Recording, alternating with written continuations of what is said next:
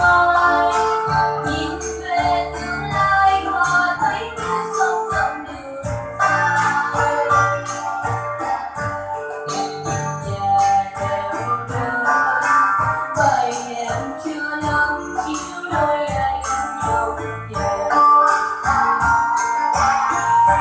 Thầy bên mưa đêm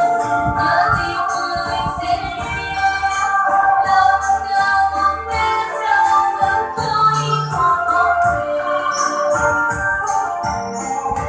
lừa đôi dầu chưa lưu luyến giờ người ta đến nên không sao mà nở mình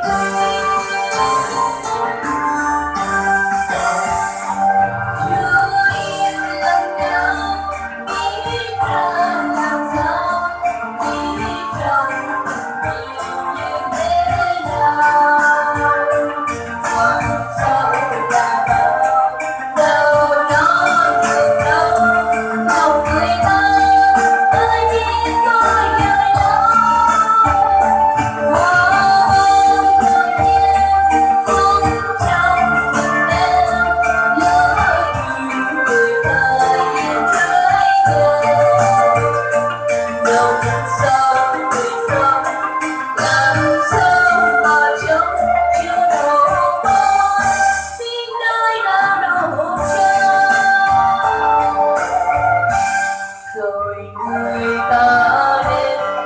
theo họ hàng đôi bên một ngày đến khi một bữa em đến người giờ đi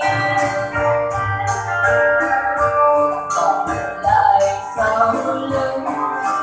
vậy em cứ nhắm đứng trông theo ánh đường buồn. Thầy mẹ yêu đi hơn mà lên trên đứng hơn dân xưa con yêu hoài sống theo giờ nào hơn trời ơi ông sông hỏi từng con sông đời người con cái không muốn yêu ai được sâu